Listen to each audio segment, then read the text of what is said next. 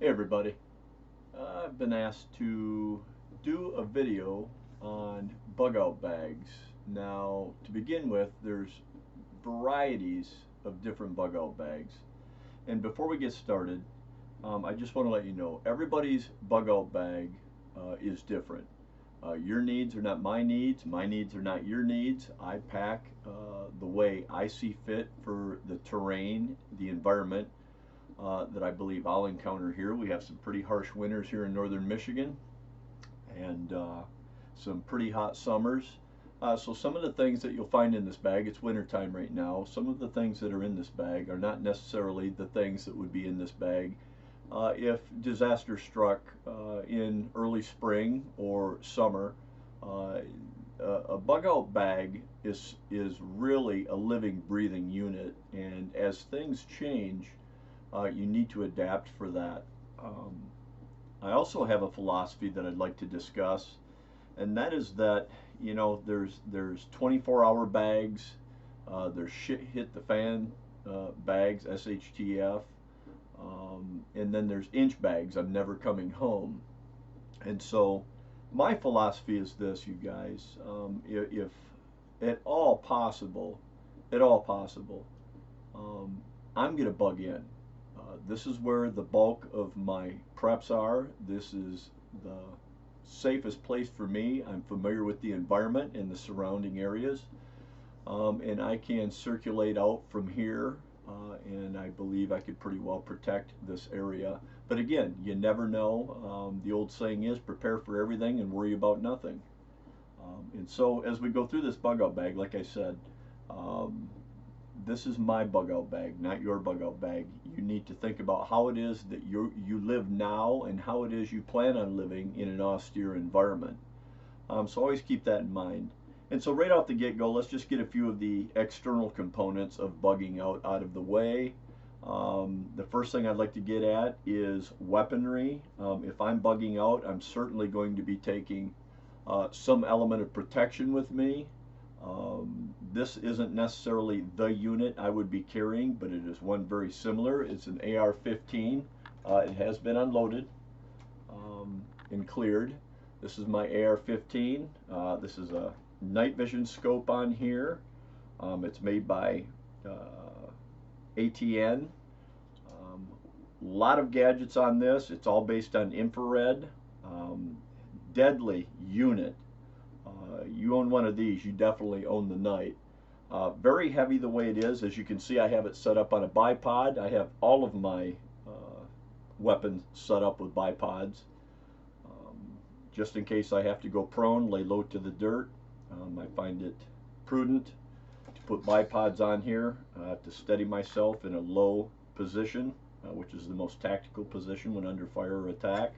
And as you'll also see here on the butt, I carry a tourniquet. I keep tourniquets on all of my weapons. I also keep them on my bags. The one that I typically keep on my bug out bag over here, and we'll get into this in just a second, is on my plate carrier vest right now. So depending again on the situation, I can transfer these components back and forth as I need them, but my primary weapon of choice is the AR-15. One of the reasons is that the ammunition is abundant. I believe you could roll over just about anything and find 223 or 5.56 NATO rounds. And so that's one of the primary reasons I chose the AR-15. The brand is irrelevant to me. Folks, this is all contingent upon your personal income. And so this fit mine nicely. My secondary weapon of choice is a Glock Model 17. I can hold with one in the chamber, 17 rounds in this. Very easy. And again, I chose this because 9mm ammunition is abundant. And again, I can see this needs cleaned. Shame on me. But anyway, that's one of the reasons. And to complete this part of the scenario, when you're carrying a backpack, carrying a standard holster isn't really practical. And so what I've opted for is the leg harness with a Blackhawk Tactical holster. Works very well. Hard to release, got to press and release to pull your weapon out. And so I find this to be very functional. I've done a lot of training with this setup, and found it to be extremely functional for me. Again, your needs or wants and comforts may be different from mine, so feel free. I always love input on these videos, ideas. I've watched hundreds and hundreds of Bugout Bag and Shit Hits the Fan bags and inch bag videos, and this bag of mine really is a compilation of my needs combined with all the things I've learned. There's some really, really intelligent people out there, folks. But the main thing I'm going to stress in this video is redundancy. Okay? Redundancy when you're in an austere environment and your typical support systems, such as your medical facilities, grocery stores, things of that nature, gas stations, electricity, so forth and so on. A lot of these things will most likely no longer exist, depending on what type of disaster or shit hits the fan scenario that you're going to encounter. And so for me, this is what I have. And so we're going to start right off with the bag itself. This bag was about $130. It is a Fox Tactical. I chose this bag because it's kind of a cross between something that looks a little militaristic and a little more civilian. I don't know that it's really going to matter what the heck you look like in a situation like that. We've seen disasters in the past, and some quite recent. And violence is just inherent to disaster. You've got violent people in all situations, and it seems that the worst in them come out during disasters. And so, again, like I said, I don't know that it really matters the look you're trying to go for. A lot of people talk about gray man. You know, me personally, I go with the idea that if you look like a victim, you're probably going to become a victim, or at least someone's going to attempt to make you a victim. I like to vie on the side of looking like anything but a victim. The way you carry yourself, the way you look around, how alert you are, and how determined you seem outwardly in willingness to protect yourself, I think has a lot to do with whether or not somebody dares approach you or not. And again, prepare for everything and worry about nothing. And of course, that's always easier said than done. There's always a degree of fear in a disaster situation. So before I tear into this bag, I want to get into just a few more external components that will be carried on the belt or along the waist area. And so to do that, we're going to get into a few items. This right here is a Schrade knife. It is a full tang, very heavy duty knife. I love the way the grip feels. It's kind of a textured rubberized feeling. It's a 9-inch blade. Again, like I said, full tang. As you can see, that steel is over a 1/4 inch thick, and just a wonderfully balanced knife with a fantastic edge. I like the way this feels. You can buy these knives. All of this stuff, I'll put links in the video as we go along, but this particular knife right here is about $38.70. I'll just round that off to about $40 depending on where you get it. And as much as I don't like to give Amazon all my business, unfortunately that's ultimately where I wind up many times. But there's a lot of outlets to sell these. Again, I own several Schrade knives of this style type, a little bit different. But this, again, a good full tang knife is imperative in a bug out situation, especially for a bug out bag. I highly recommend this knife. BK puts out a really good one also. So just look around and see what fits your needs and your budget. The other thing I like about this is the sheath. Very well built sheath, multiple options for how you want to mount it to yourself. I personally would carry this on my belt. The other thing I like about this, and again, you'll see the redundancy in this, is it comes with a ferrocerium type rod, fire starter, and something always to have. Redundancy to me is imperative in an austere environment. The more ways you have to accomplish an objective, the better off you're going to be, because if one fails, one of the other 3 or 4 or 5 will not. So anyway, there's that. The other thing is wood preparation when you're out.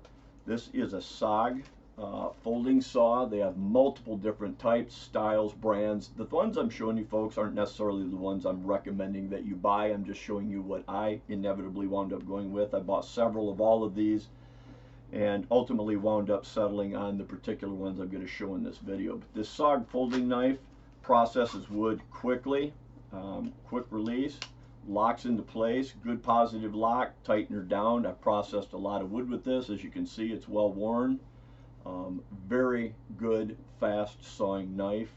Very little exertion to accomplish your objective when processing wood, whether it's to build a shelter or to process wood for a fire. And again, we're talking about an austere environment. Look, we all have chainsaws, but again, you might want to sever ties when it comes to these situations with technology. Again, fuel, electricity, things of that nature, tap, turning them on and water coming out of them. These things all very well and easily could be a thing of the past, as has been seen in recent disasters around the United States. So there's that. Another handy unit to have that carries on your belt also is the SOG folding shovel. These things are very small, a little bit heavy, not as light as what I'd like to see them, but I really don't want to pay $150 for something to be a little bit lighter. I'd be more willing to exert myself a little bit. Listen, when the adrenaline's running and you got to get the hell out of Dodge, I don't think a couple extra pounds are going to matter a whole hell of a lot. I like this one because I'm familiar with the brand and I've liked all the other products. This thing right here, as you can see, just folds out. Tighten it down with this screw on the side. You have this digging edge for spading, or you can do it this way if you're trying to shovel, or you can just put it straight up and use it as a standard shovel. It's a very versatile tool, very reasonably priced. It seems to me that this shovel was around $20. Not much money for what you're getting. I'll tell you, I like the sheath that it comes in. They could have done a little bit better on the back strap. I don't know how long that would hold up to all the wear and tear. But regardless, one way or another, I would continue carrying this, whether this sheath failed or not. Again, if I had to complain, I would say it would be in the carrying capacity of this unit. But as far as the unit goes, it seems very well built. I've had a couple of these. I used the one for a very long time. Folds down again, like I said, very compact, and fits into the sheath. If you do get one of these and you don't want to upgrade the sheath, either have one made or throw a few extra stitches through this back strap here, and I think you'd be a lot better served. But like I said, I love the unit itself, but the sheath that comes in is not the best quality. The other thing that comes in handy, and we'll discuss that too, two things I want to point out. This knife right here, I've actually chopped down trees with this thing that are about 4 inches around without any effort whatsoever. But again, you know, no more weight than what this is. This little hatchet unit here, made by Allen, okay, pretty inexpensive. I think I got maybe 20 bucks into this, $25. A little flashier than I like it. I don't like shiny things, especially in a bug out situation.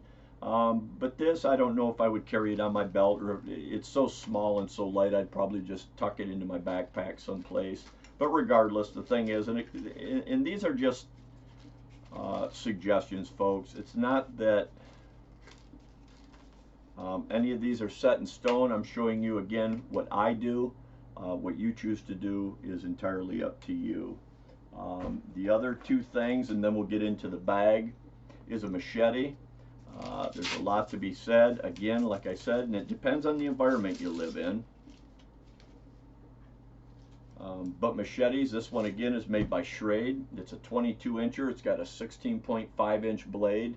I've used this a lot. It hardly even shows that I've wore and tore on this thing. No rust, no dings. The paint is held up well, the finish.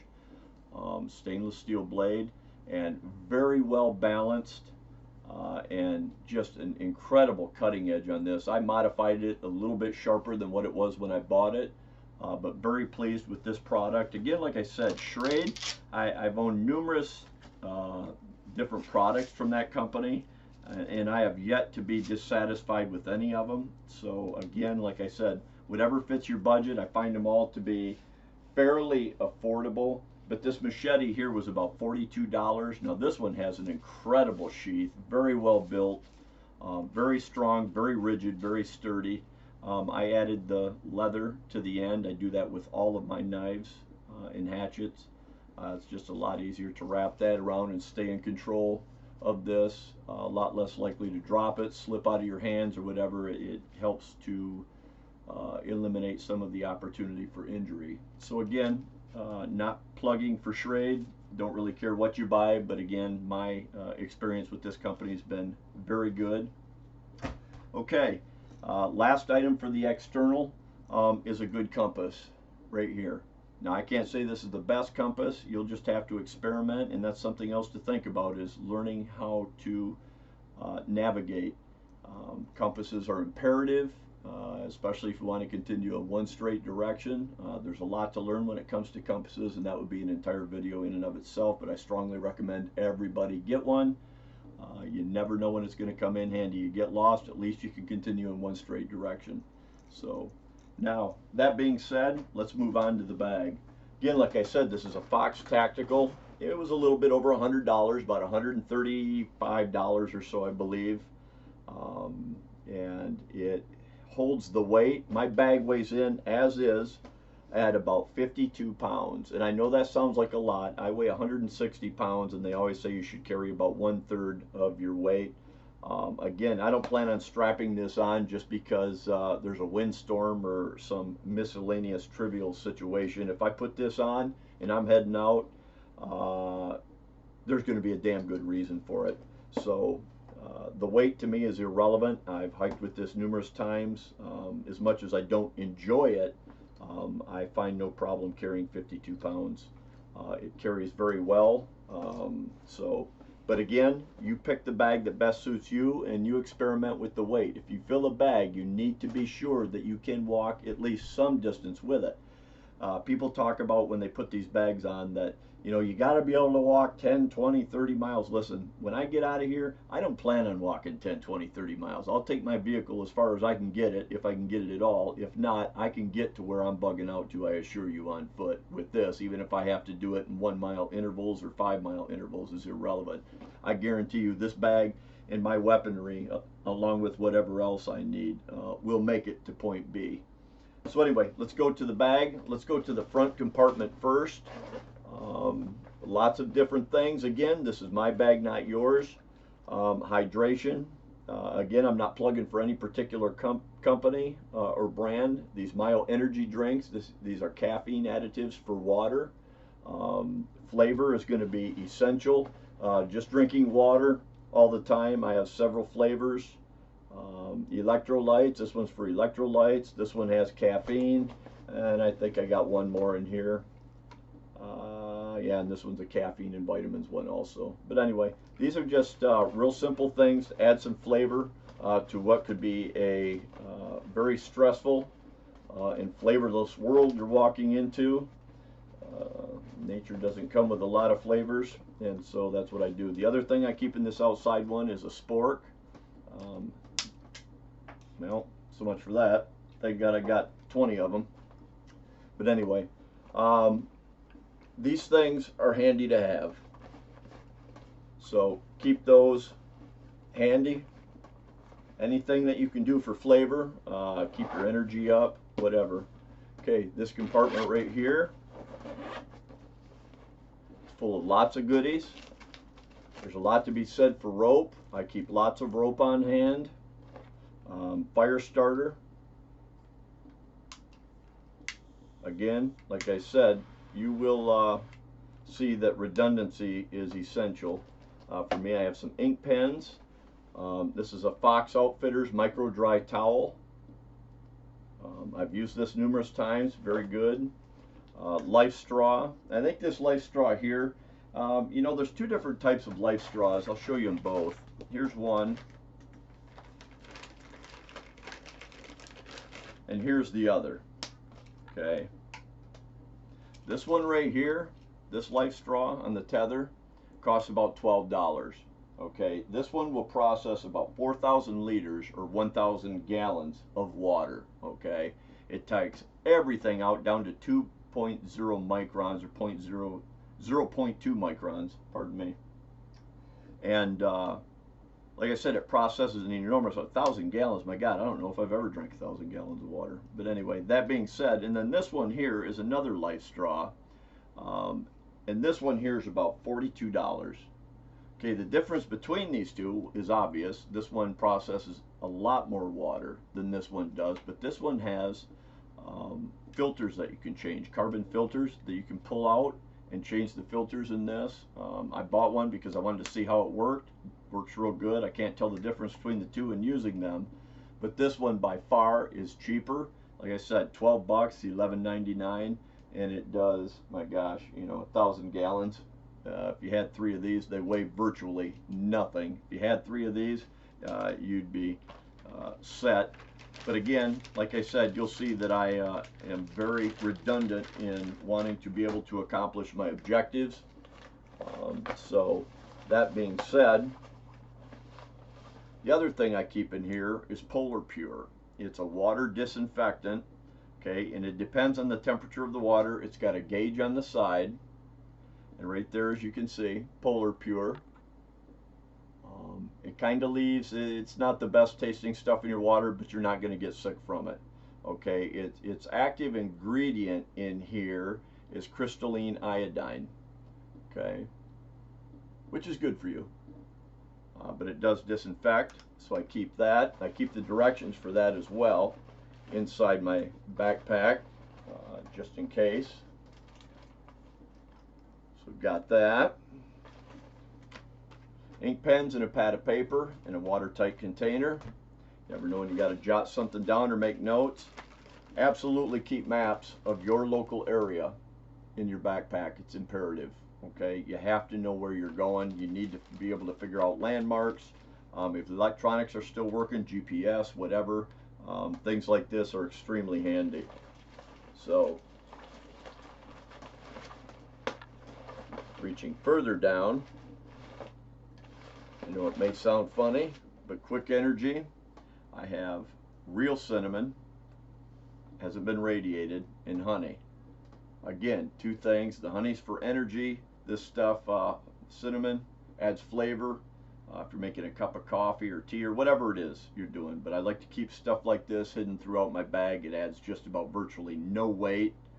And so I find it important, again, like I said, to keep things like this on hand. Just because it's austere doesn't mean you have to be completely miserable. So I'll put links to this in the video as we go along, like the Polar Pure, where to get it. You can try it out if you want. It's fairly inexpensive. I don't think it costs an awful lot if you ask me. And again, like I said, I keep a couple of other pens around, red one and a black one. You never know when you need to leave a note on something for somebody. But anyway, and I also have an extra pair of reading glasses, and I have a few pair of these. They're very tiny, but they would allow me to continue to be able to read. I'm 56 years old and my eyes suck. So that's that compartment. And again, folks, build this the way you live. How I live is completely different than how you live. So one of the other things I keep in here is a little carving set. It's got a little light on it. You got to check the batteries in this stuff. Like I said, this is a living, breathing tool. You need to check this stuff. But here's a nice little carving set. Again, this thing weighs virtually nothing, and it would allow me to, if I had to do whatever, if I had to cut a bullet out, God forbid, or anything like that, a sliver, carving, I may need to carve something. But little things like that can make life a whole lot easier when you're trying to survive, again, like I said, in an austere environment. I'm going to put this stuff back as we go, if you don't mind, folks.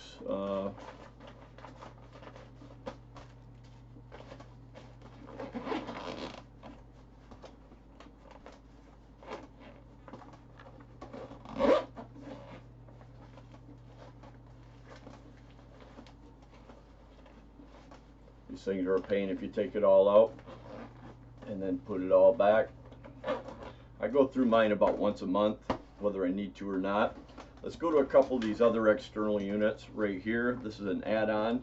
This right here is cordage. I keep lots of cordage around. I'm telling you, it comes in handy. As much camping and stuff that I do, I always look for cordage and use it. I've got these tied off in different lengths, all tethered. So depending on the length of cord that I need, I can just pick one off here that's most suitable for what I'm trying to accomplish. And on top of that,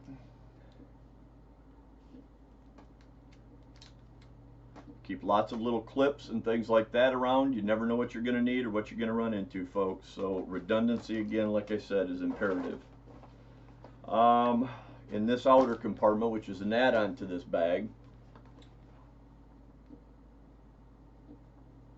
keep lots of things like this. You can use this stuff for filtering.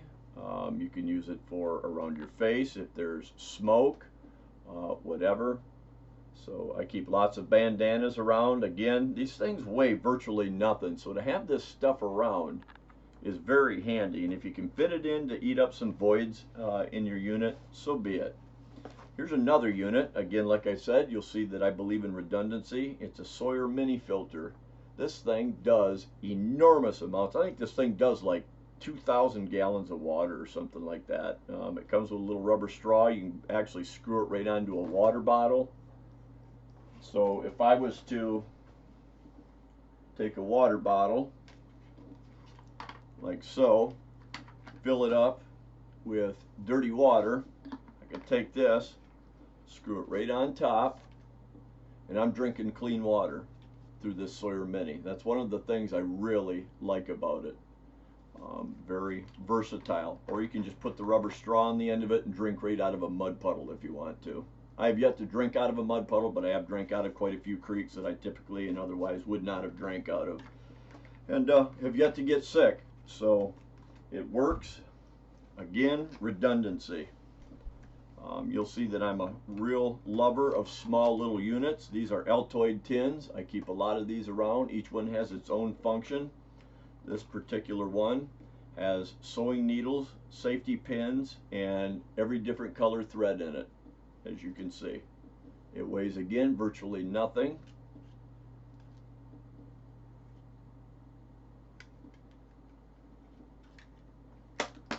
And may save your arse in a pinch. You may need to sew a button on, an arm strap, who knows what.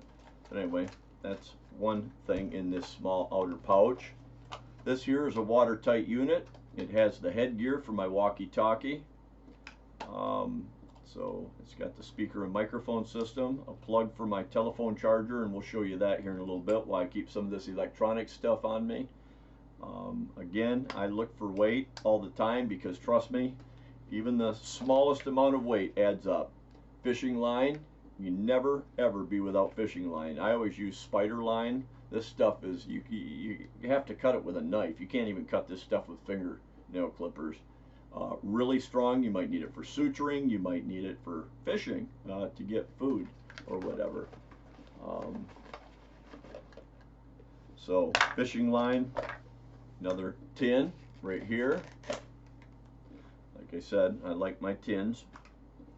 This one has an extra set of rechargeable batteries, some braided bracelets, some matches, extra flints for a Zippo lighter, just a few odds and ends that a person might need. Again, this thing doesn't add a lot of weight. None of this stuff is heavy in and of itself, but like I said, trust me, you can get up to 52 pounds real easy packing one of these things full. This bag holds an enormous amount of stuff, more than you would ever think. And as I go along, here's the straw right here for the Sawyer Mini that goes right on the end of it, like so. And that again allows you to be able to drink out of a crick if you want to. I keep that right in there. And last but not, well, actually two more things in here. Wire for snares. Again, weighs virtually nothing. Snare wire. There's probably about 50 feet of snare wire on here. I could catch food with this if I chose to. And again, this is all this stuff's coming out of just one little side pouch. This right here is nice. It is solar charge. You can crank it.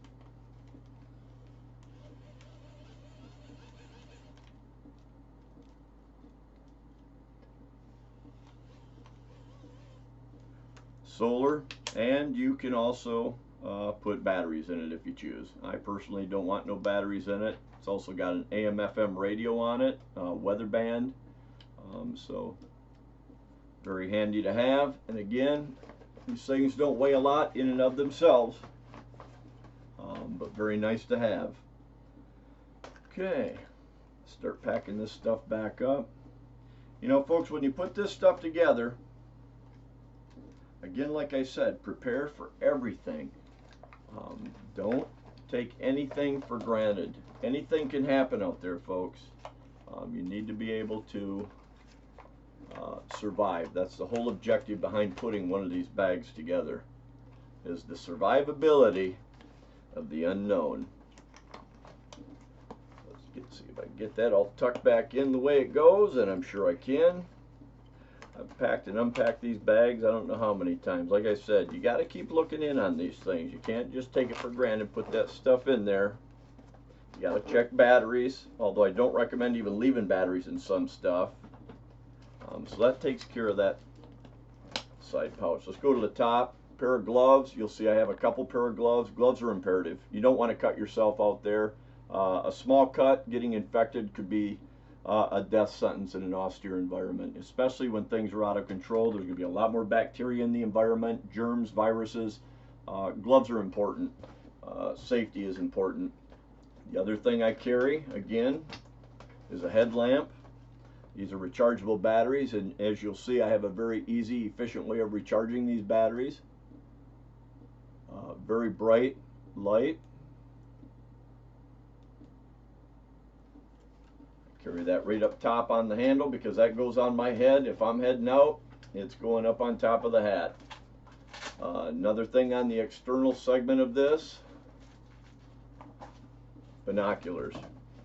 You always need to be able to assess your environment. They don't have to be expensive.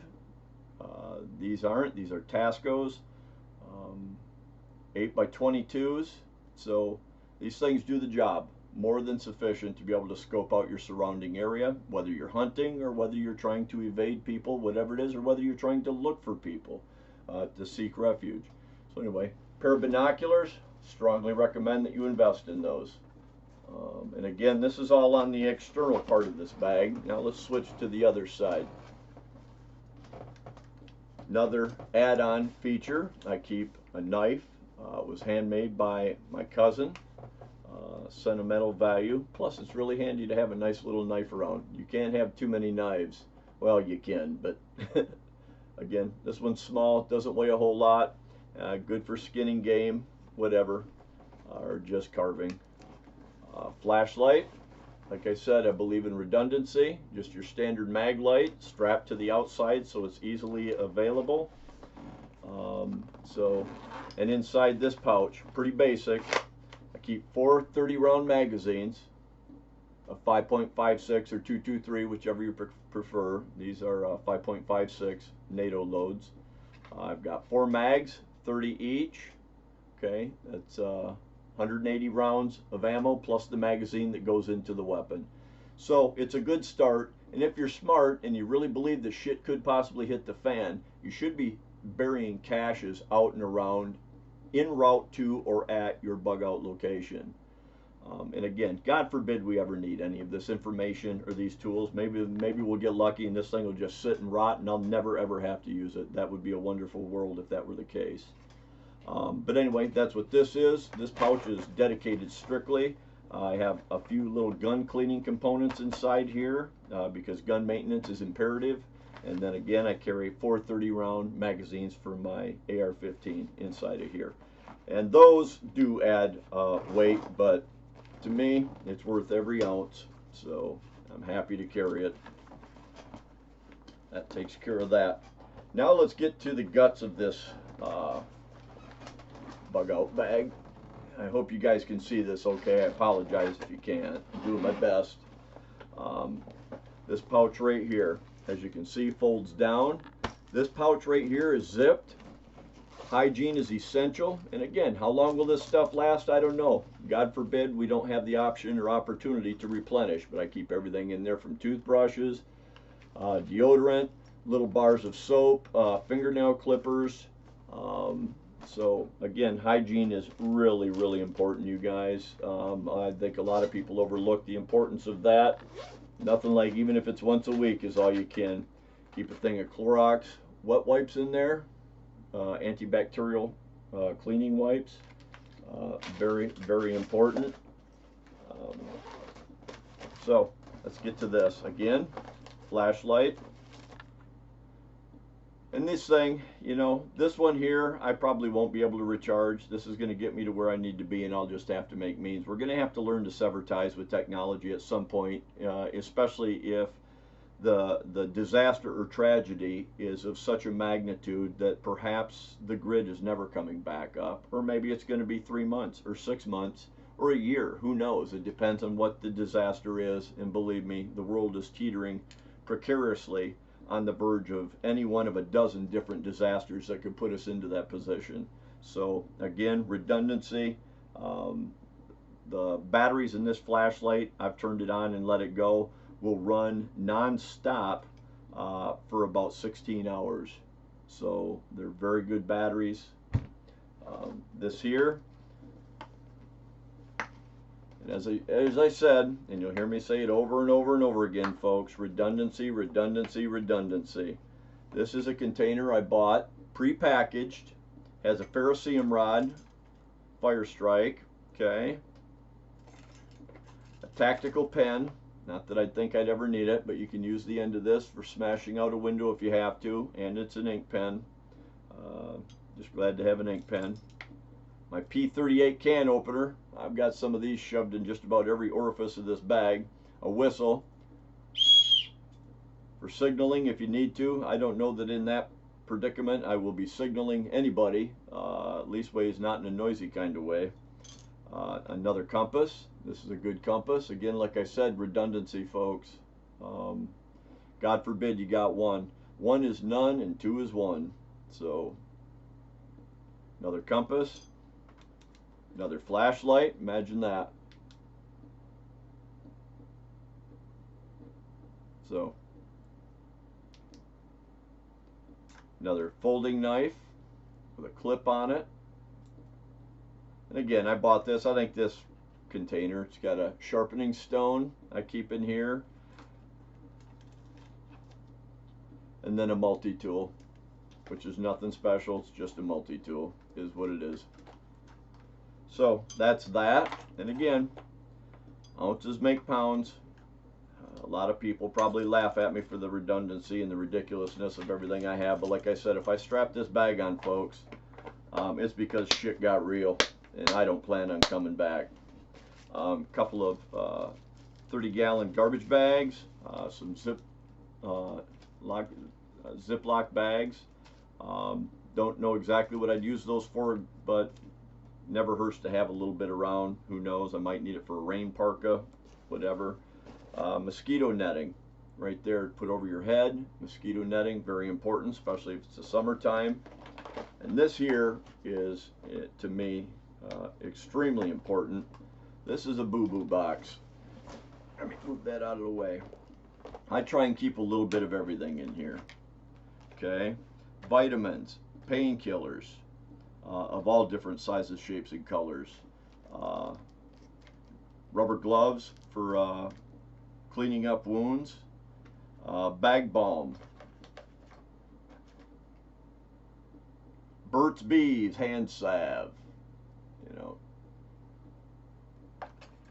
I'll be darned. Another flashlight. Imagine that. I have blood stop, I have eye drops, all different types of band-aids. This is potable aqua, again, additive to clean water. I have gauze pads, different types of prods, scissors, again, a little bit of everything, you guys. A little bit of everything. You put your medical kit together the way you see fit. Tweezers, hydration tablets. I keep a lot of these around. Again, more Band-Aids. So, like I said, you just, if there's really no option or opportunity to replenish your goods, folks, it's kind of a one-shot deal. Yeah, guess another flashlight. Yeah. Super glue, liquid skin, Carmex chapstick. These are all just ideas, folks. Triple antibiotic ointment cream. I've got a set of sutures in here. I keep a lighter in here. I said several sets of sutures. You just got to think outside the box. Prepare for everything. See if I'm missing anything in here that's of any importance. Like I said, build your little kit the way you see fit. Trust me, when you're in an austere environment, people get injured. Now, here's a couple other things I've got that I put in there. Icy hot patch. My back does not like me sometimes, so I keep one of those in there, use in an emergency. And in these part of the woods in the summer months, Rid-A-Tick. That's right, Rid-A-Tick, brought to you by people that don't like ticks. So, there's that. I have an emergency bag, medical bag, that is very comprehensive, that is completely separate from this bag. And I may do a video on that at some point in time, most likely. And again, God forbid we ever need any of this stuff, you guys. God forbid. Okay, now let's get into the real heart of this bag. Pop this, lay this bad boy open. Hope you guys can see this okay. I'm just going to flop this thing right open. There's a lot in here. Okay, this first item I'm going to show you, and again, at some point we're going to have to sever ties with technology, folks. But you know, there may be that window of opportunity until we can all get gathered together. You know, when a disaster happens, your family may be dispersed across 5 counties. We need to keep the lines of communication open and use technology as long as we possibly can without compromising anything. This right here has USB ports on it. Okay. I make sure all of this stuff is kept charged at all times. Like I said, you got to get in these bags. You just can't pack it and throw it in your closet and forget about it. You've got to maintain these things. This right here will charge my phone probably 50 different times. It's got all the different plugs and outlets for all the different types of phone and electronic devices you may need. Comes in a nice, cute, purple little carry pack. Yeah. So anyway, that's just one piece of technology in here. Extra pair of pants, clothes. Always think about, when we're talking about shelter in a bug out situation, you guys, think about this. The clothing you have on is your first line of shelter, okay? And always remember, cotton kills. So your first layers, thin layers, it's the layers of air between the layers of clothing that really keep you warm.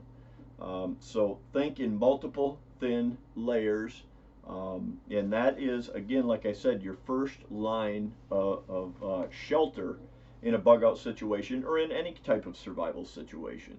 Clothing is really, really important. And so this area right here is chock full of stuff. So we have that. Okay, let's go to this first zippered section here. Okay, inside of here I have a lot of things. A couple extra pair of underwear, very important. Synthetic, of course. This here is to pull over my head, camouflage, and gets draped over my head. This here is a Baklava Inferno,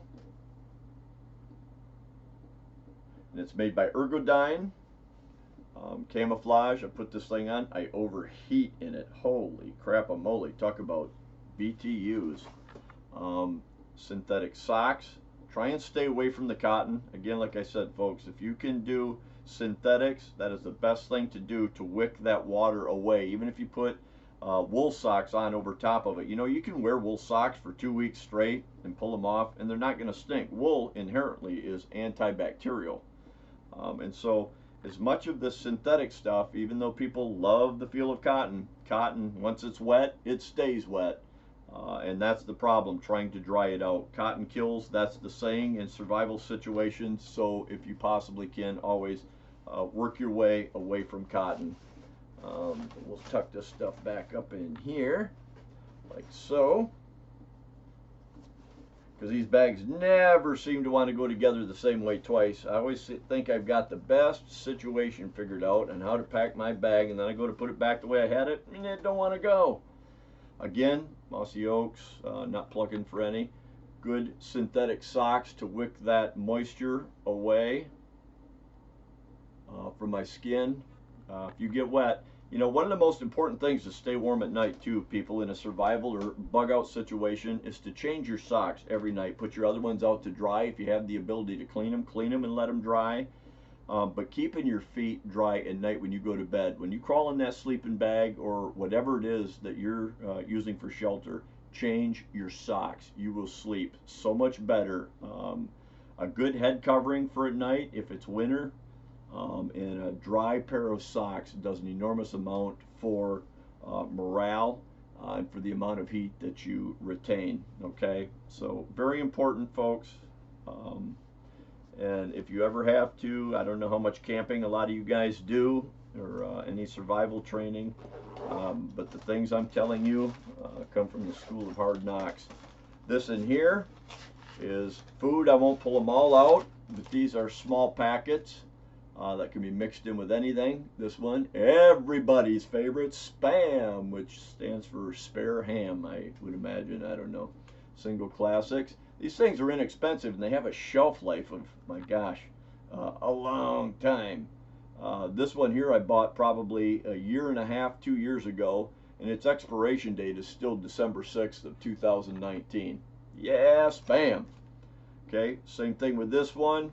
What do we got here? Tuna Creations. I'm not much on tuna typically, but you know, I'm not eating for being a connoisseur of food out there. I'm eating to survive, and they have all these different flavors of tuna. Here's Tuna Ranch. Here's Tuna Creations. You can get these in chicken. They're inexpensive, and the shelf life on these, like I said, this one's use this by December of 2019 as well. So these things, you can put these in your bug out bag and leave them and not have to worry about them for a couple, 2 or 3 years. Here's some albacore tuna in water, and again, the shelf life on this thing is, yeah, clear out in 2019. I bought most of these almost the same time. The only thing I don't like is it's a product of Thailand. Yeah, I'm not sure how they are, but you know what? I imagine if you get hungry enough, you'd eat things that make a billy goat puke. So I'm not going to sweat it wherever it comes from. Again, and folks, you're going to have to learn to forage. Learn as much as you can about the native plants of your area, what's edible, what's not edible, and it's not that you can survive on that. You know, I say I take an AR-15 with me, but truthfully, in a bug out situation, if you're more worried about sustenance than you are defense, a pellet gun, a good pellet gun with a scope, is probably one of the best weapons you could take. Somebody in my group, I assure you, will be carrying my pellet gun, even if I have to double down. Because when it comes to gathering food, they're effective. You can get squirrels, chipmunks, birds. Trust me, I'd eat a blue jay and like it in an austere grid down environment. So don't underestimate the importance of 22s and pellet guns, because they're quiet, they're hard to pinpoint somebody if you're trying to stay low and avoid people. So here's just a few more ideas on the food thing. I have some vacuum sealed raisins. Raisins are really good for you.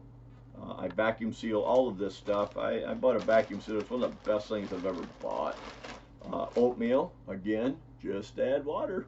And I've got cinnamon, so if I want to add some flavors, I buy those multi-packs of the variety packs of different flavors, so you can get the strawberries and cream and banana and peaches or whatever it is. So, you know, flavor does a lot for morale in a bug out situation.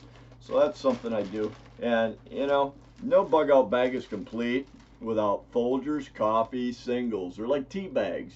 You heat the water up and put one of these in there and just dip it up and down like you're English, you know, pretend you got some crumpets, instead it's raisins or oatmeal. But anyway, and you got coffee. I have to have coffee. I would treat these like gold bars.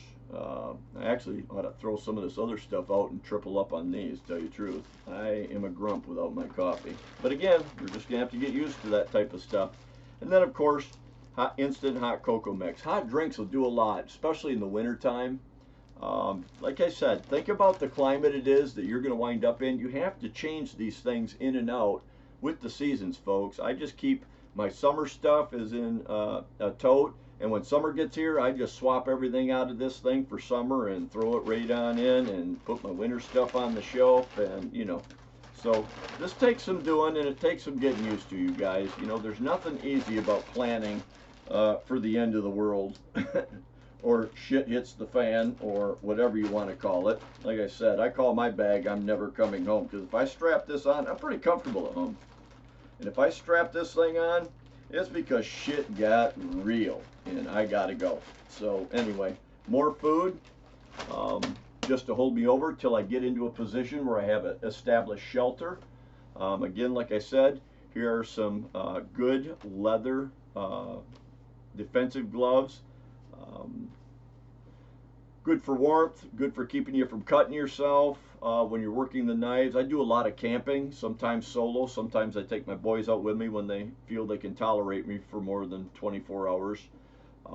And one thing I did realize out there is that injuries are prevalent, you guys. And of all the survival videos and bug out videos that I've watched, people doing 24-hour bug out scenarios as practice and whatever, after a while you've seen so much, what you begin to realize is how paramount safety is in just slowing down and taking your time doing the necessary things you need to do to survive. Because once you hurt yourself, I was watching one and the guy was chopping wood. He had no safety glasses on and got a little chip of wood in his eye, and he was out of the game.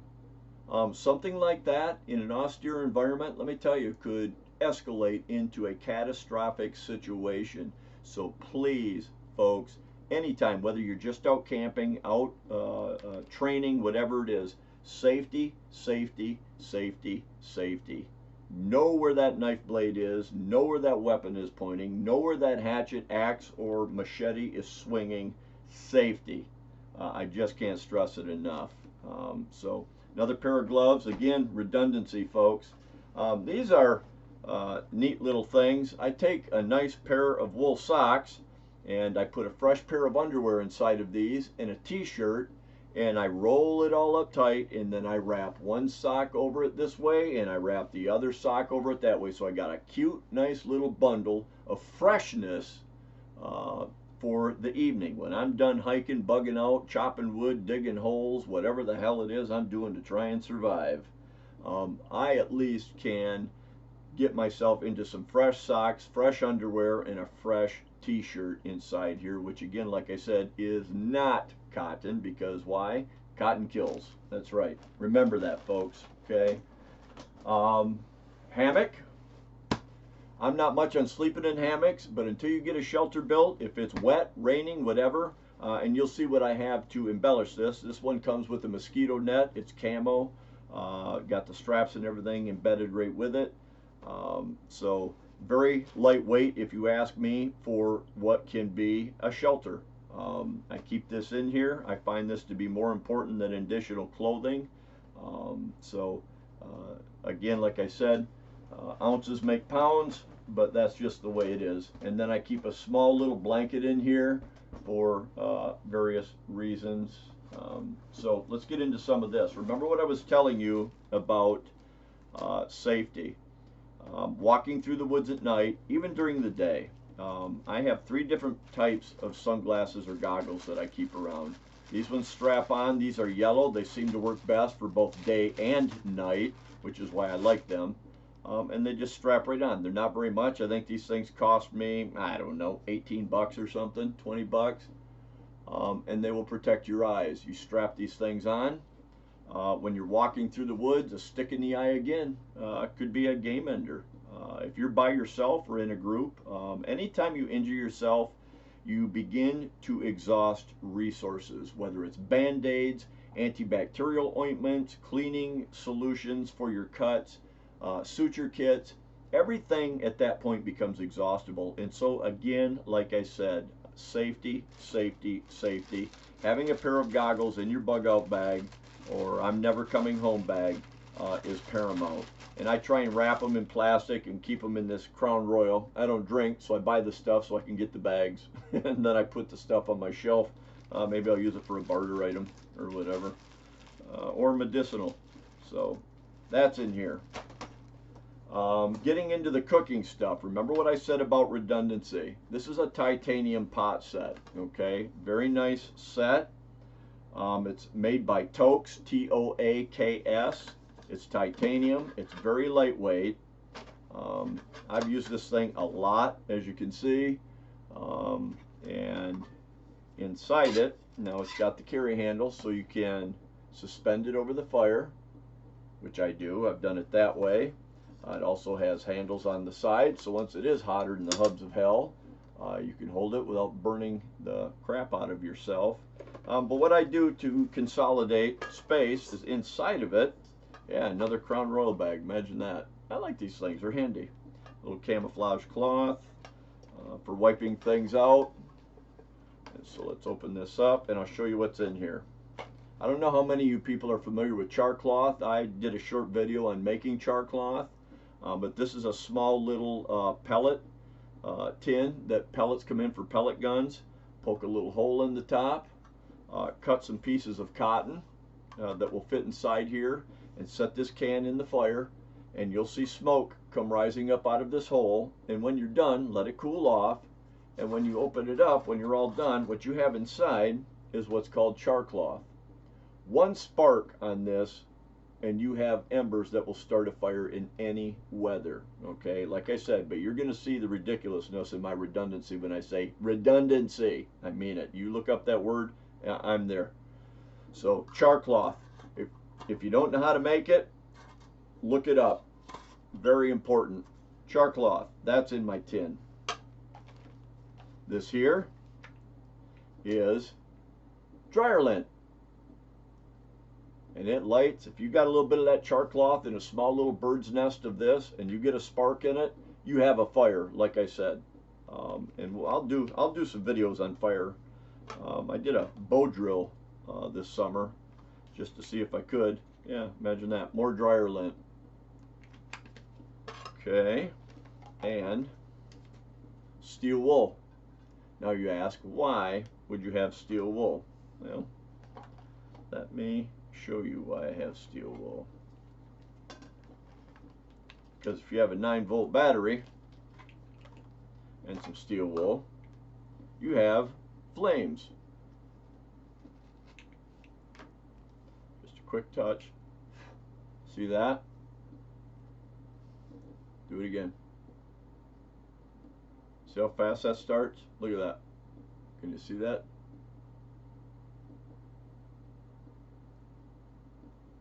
See that?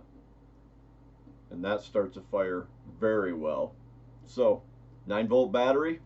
I keep it inside of a pill bottle so it can't short out on anything. Lid on. Steel wool goes in the steel wool bin. That way nothing can short out and start a fire in your backpack. Trust me, it's happened. Not to me. The other thing that's really good to have is cotton balls with Vaseline on them.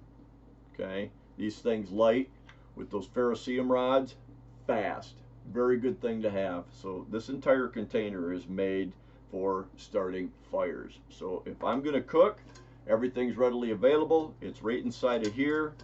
So we have char cloth, we have dryer lint, we have a 9-volt battery and steel wool. This is cotton balls. Remember what I said about cotton? I put cotton balls inside of this, and these are char cloth cotton balls. And you want to talk about light and fast? Yeah, all you need is to look at them, just about. So, very good. And what else do I have in here? This is a handy little unit. Push it out, and as you can see, it gets glowing hot and starts a fire. I don't smoke, but I guarantee I could get some tinder going. I put a little piece of that char cloth on top of that. Can you see that glowing there, folks? Yeah, I'm sure you can. So that's that. I keep that in there. You recharge it right there. Yeah, USB port. Imagine that. Pretty cool, isn't it? Those guys think of everything. So there's that, and I keep that in there. Now here's something. I've got a lot of different bullets. They either get too old to use, or I sell the gun, which I seldom do, but if I do and I wind up with a lot of ammunition or something for a weapon that I no longer own, I take the lead out of the shells and I dump the gunpowder into this container. Now, I don't give a crap what it's doing outside. You get a spark on some of this with any of this involved and you have a fire. One thing I know is that you cannot survive. Fire is one of the #1 priorities. Fire, shelter, water, and food way at the end. So, like I said, redundancy, redundancy, redundancy. I don't know how many different ways. Not to mention I have all the things I need straight from the forest to make a bow drill fire, which, like I said, I experimented with that. I watched about 30 videos on YouTube on how to do a bow drill fire, thinking, oh my gosh, this is going to be a drag. Actually, it was a lot of fun, and I got it practically the first try. And now I have another talent. And talent, education, knowledge doesn't weigh a thing in these backpacks. The more you know, knowledge is weightless. So, forgive me, you guys, for putting this stuff away as I go along, but like I said, I don't want to get done with the video and have to try and figure out how to cram all this back in. And oh, look at there, another Bic lighter on the side. Yep. Redundancy, folks. Stuff that back in there. And one last little item here. This here is an alcohol stove, and I love the crap out of this thing. I've used it a few times. It's got this heating element on the bottom, and oh my gosh, who makes this? S.C.H.F. It's an S.C.H.F. stove. Yeah, I should have known that. But anyway, this is a wonderful, wonderful little unit, but I'll open it up. Comes in its little carry case. Take the top off, and inside is this unit. You set that up, not on your backpack though. Okay, set that there, and this unit right here is one of them small little alcohol stoves. So it's got its cap, then you open this up and you light it. It's gasketed with a rubber gasket, so you can fill this up with alcohol. Okay, put the lid back on. It carries well, it doesn't leak. I filled this thing a half a dozen times and left it. Not a drop leaked out or evaporated. Very nice unit. And you just take it, you set it down in there, light it, set that on there with whatever it is, your oatmeal or your raisins or whatever it is, and light it, and this thing works like a dream. And it weighs virtually nothing, even with the alcohol in it. Like I said, obviously it all weighs something. I've got 52 pounds worth of stuff here with ammo and everything. So again, make sure you can carry what you can carry. If you have the budget, buy the lightest stuff there is on the market, because you can spend a lot of money on titanium and other things.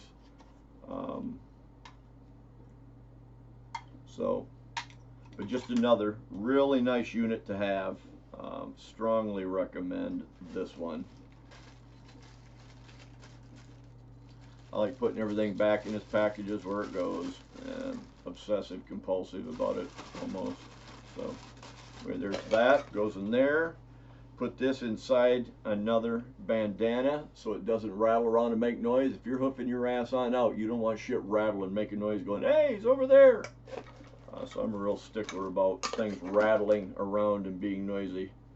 But anyway, like I said, that thing is made by S.C.H.F. I don't remember what I paid for that. Seems like it might have been, I don't know, 25, 30 bucks for that thing. The titanium, this titanium pot, which is all it is a pot, I think I paid, my God, I think that was like 45 bucks for that. But man, is it light and it's handy. So that takes care of that. I've got one more compartment here in this thing. Like I said, you'd be amazed what you can get into a backpack. And if you watch your ounces, I feel pretty fortunate having got away with just 52 pounds, to tell you the truth. So that's that. That's that. That there. And you come right up here. I'm not going to put that all back together. I'm going to show you one more compartment here, folks, and that's in the very back. And you'll be amazed, like I said, what I can get in here. Okay. Again, here's one of my favorite tins. I love these little tins. And inside of this one is my fishing rigs. Got some bug spray, fishing tackle, and then in each one of these Altoids tins I have different types of fish hooks and little rigs and swivels to be able to fish with. So again, it's all about compartmentalizing and staying organized, at least as organized as you possibly can. And again, this stuff combined has some weight to it. But you know what? You got to have this stuff. If you're bugging out, you're getting the hell out of there, you got to have this stuff or you're not going to be long for the world. So anyway, that's in this back compartment. An anti-rattle bed sheet. I might just throw ferns in that, or bed pillowcase. I think it's Scooby-Doo. Isn't that sexy? Yes. All right. Yeah, look at that. But anyway, inside of here, I have a Goal Zero solar panel. And again, it doesn't weigh that much. This thing opens up. Weighs virtually nothing. This whole thing might weigh, I don't know, it might weigh a pound. Maybe, I don't even think it weighs a pound. But anyway, Goal Zero, I love these. I've got a solar generator. That's a little bit heavy. You couldn't just run with that, although I would figure out some way to haul it with me if I had to. But this thing is fantastic. On the back, as you can see, it has this zippered area, and it has all the different plugs for all the different scenarios, and it tells exactly what it is. In solar port for chaining, if I want to chain it to another, because I have more than just one of these. And what's this one?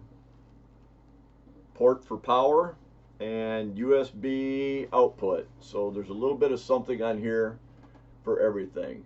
And this is how I plan on charging my batteries and my other things that I have. Because like I said, everything I have is rechargeable. If I own a battery, it's rechargeable. And this allows me the opportunity to recharge it. So this thing seems to me, I'll put it in the video.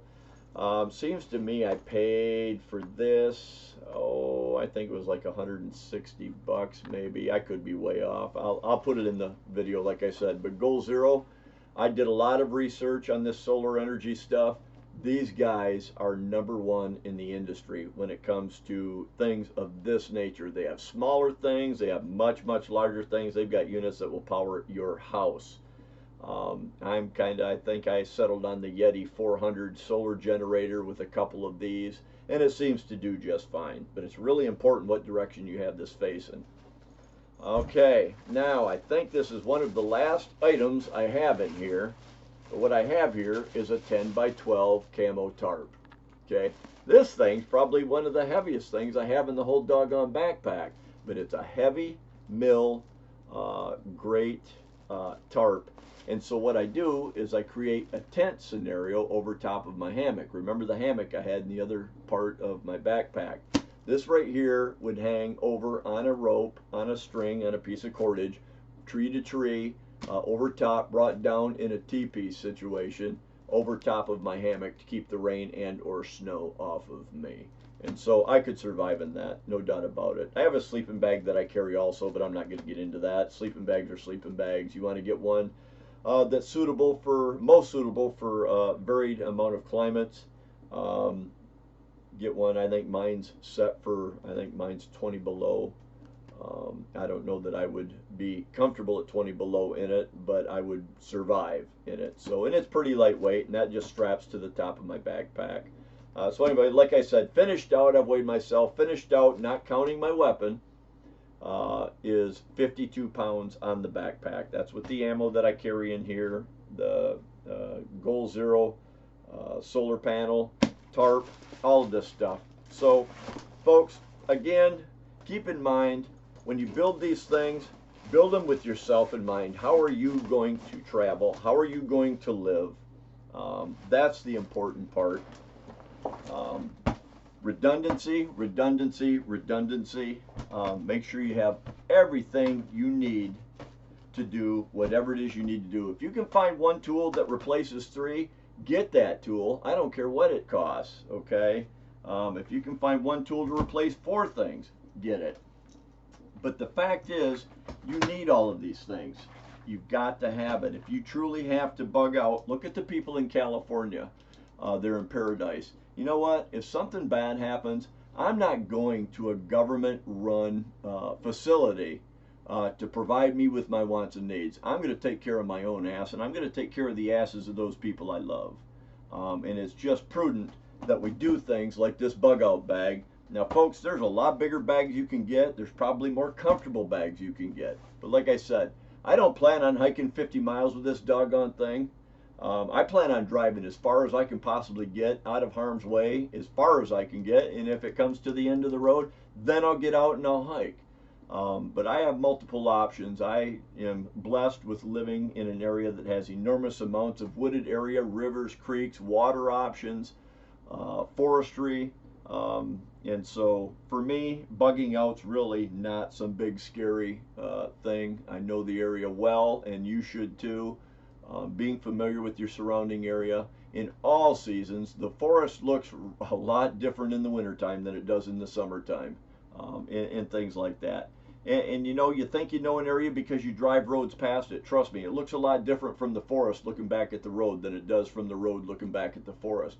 So if there's areas you think that'd be a good bug out area, go check it out. Spend some time out there, look around, see what the resources are like, the wildlife, the plant life, cover, ability for putting up some type of temporary or permanent shelter. Again, like I said, who knows what the situation is going to call for. But anyway, always look forward to getting people's input, feedback, responses. I sure enjoyed doing this. I've been wanting to do one for a long time. A buddy of mine prompted me to do it. And so I finally thought I'd take the time, make the mess, and do it. So anyway, I hope you enjoyed this. I hope you learned something out of this, and I really appreciate you watching it. If you enjoyed it, give it a thumbs up. And again, I'd love to hear from you guys. Good luck and Godspeed.